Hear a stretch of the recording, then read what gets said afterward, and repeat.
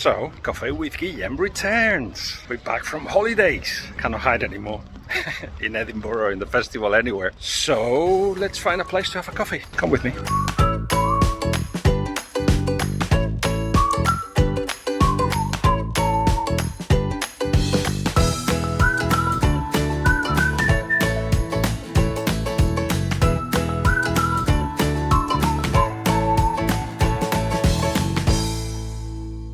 Right, a new season starts, and I think I'm going to start with a little bit of a controversy view. It seems like for a while, La Liga, the Spanish league, was actually everybody's darling, and everybody looked at it as a reference point. And it was fair, because for 10 years plus, the national side, and Barcelona in particular, but Real Madrid as well in a different way, won everything. When you win for so long, it gets to a point where people get bored of you. And now the discussion very much is that the Premier League is the only league that is worthwhile following, and every other one is just rubbish or not good enough. And first controversial point, you can like the Premier League and also La Liga. Secondly, you know that in La Liga this year we've got the two best goal scorers of last season in Benzema and Lewandowski, the best player in the world in Benzema, two of the three best players in the world, Courtois, will be in that list. The two best youngsters in the world in Vinicius and Pedri of Barcelona. You've got a very strong Barcelona. Yes, I know. We're going to have to discuss that because I can see how the fury of many... coffee. Thank you. Un café con leche. Gracias. Y una agüita. Salud. Salud. First coffee of the day. Always feels so good. Anyway, as I said, I can sense the fury of many of you. They were down. They should stay down. But they're trying to look for ways to come out at the level they should be, helped in some cases by Real Madrid. Funnily enough, because Real Madrid know that a strong Barcelona is a stronger league, and a strong Barcelona makes Real Madrid, as a consequence, strong as well. Anyway, we'll get into that in a minute, but there is enough in this season La Liga to actually celebrate another season and look forward to it, which I am. It's going to be one with a lot of question marks. Barcelona and Real Madrid. Yeah, Real Madrid have got it all sorted in terms of how they play, and a second tier of players, if you like, that add rock and roll to the team. Camavinga, Tchouaméni, which is finally a replacement for Casemiro. Ceballos, and then the study to Modric, Rodrigo, of course, Asensio. This is just the second tier. For the first tier, well, you've got Benzema breaking records. Only Cristiano Ronaldo scored more than him at Real Madrid historically. As I said, with Courtois being outstanding, this back four, they're going to play 4-4-2 with Valverde as one of those floating midfielders who sometimes go forward. But 4-4-2 it is at the moment. And at the back, well, there's a lot of competition. At the moment, it's Alaba and Militao, but Rudiger, who can play right back, but will fight his position as a centre-back, will be there.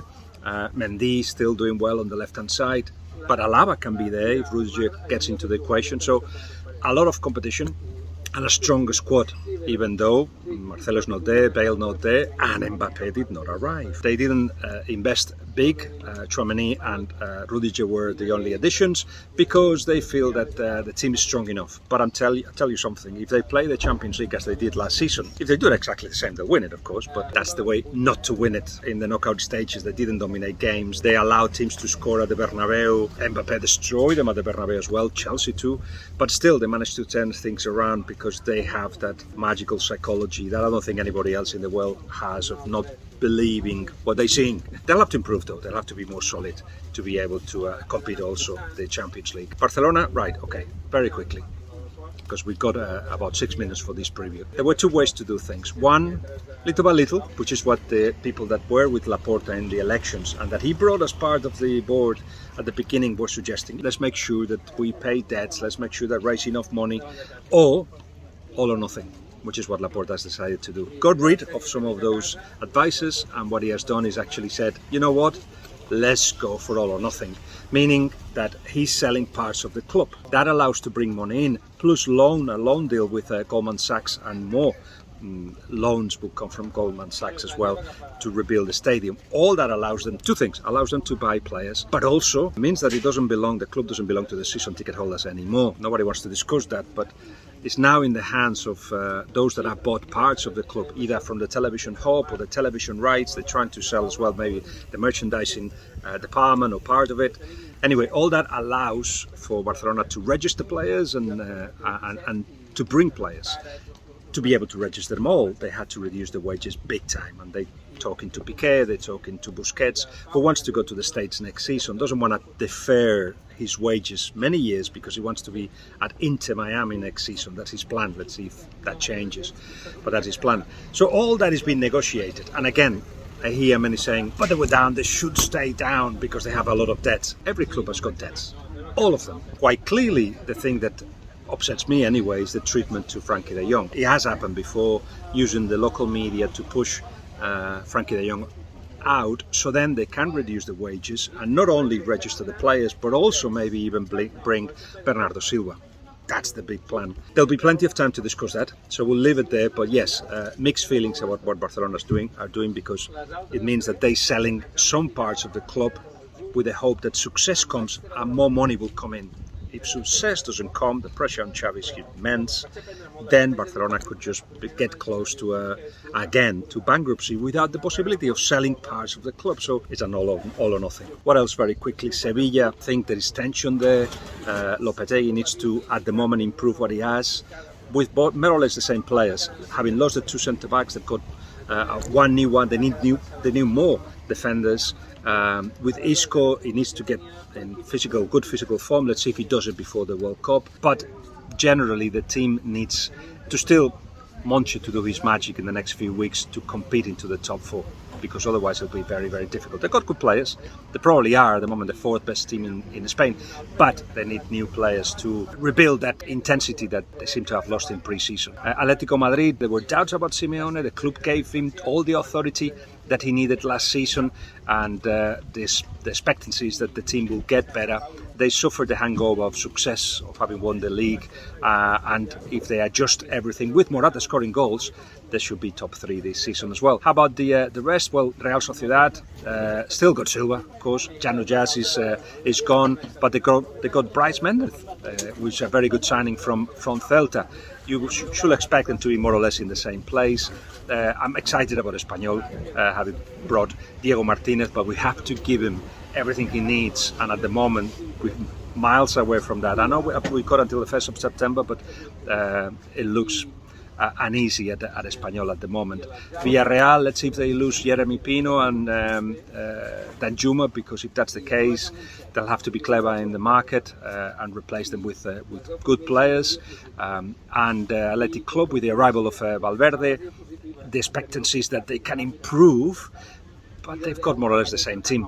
Not much room for improvement. They have done a very strange thing of saying very publicly they won Europe. They won an European place. They were, I think, 4 points from it last season. So certainly is something that they could achieve. He signed for 1 year. Let me tell you, to finish this off, with Valverde, was close to come to England.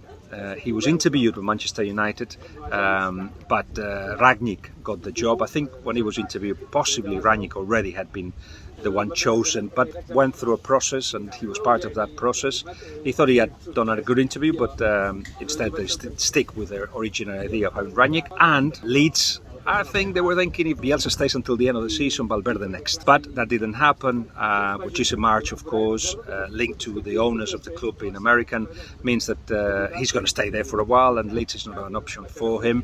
That, in my eyes, means that Victor Horta felt that let the owners take the decision instead of me taking the decision, perhaps spared a little bit by the experience of the last year of Bielsa anyway, feeling perhaps maybe a little bit that he had to give that authority to the owners. Let's see if they got it right. So far so good. They stayed in the Premier League, and let's see how it goes this season. Valverde has signed for 1 year for Athletic Club. It will be one of the stories of the season. I could tell you so much more about what's coming up, but that's the review. The season starts, and we'll be doing Coffee with Guillem every single week. By the way, you need to know the times of the games, also the channels where it will be. Premier Sports. Sometimes it may be in open television, but more on that soon if it gets confirmed. Meanwhile, Premier Sports will carry the games, and you can get Premier Sports on Virgin, on Amazon Prime as well, and of course if you subscribe to Premier Sports. Let's just see the games now.